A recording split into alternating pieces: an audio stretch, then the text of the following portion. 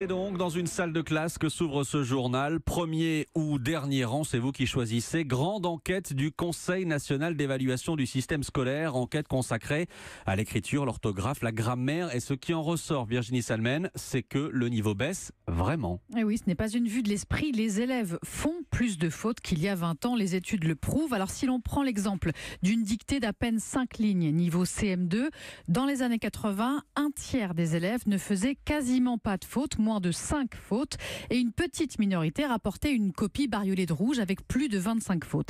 Ces élèves-là se comptaient sur les doigts d'une main. Aujourd'hui, la tendance s'est complètement inversée. Si on prend la même dictée, les copies truffées de fautes représentent 20% et il n'y a plus que 8% de copies avec une orthographe quasi parfaite. Et vu ces difficultés en orthographe ou en grammaire, on comprend pourquoi les élèves rechignent aujourd'hui à se lancer dans de longues rédactions en classe. Et oui, là encore, les statistiques sont cruelles. Quand on demande à des élèves de 3e de rédiger un texte, 40% d'entre eux n'écrivent pas ou très peu.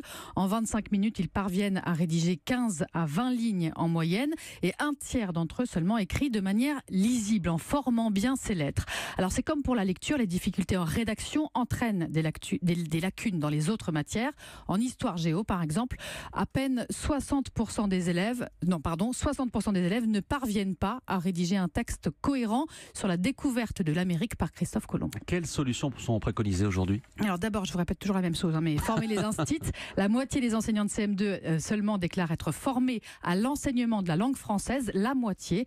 Pour l'instant, dans les classes, on passe beaucoup plus de temps sur la lecture que sur l'écriture. 4 heures environ contre 2h30 seulement par semaine pour l'écriture. Et puis, il y a des exercices à privilégier pour favoriser le passage à l'écrit.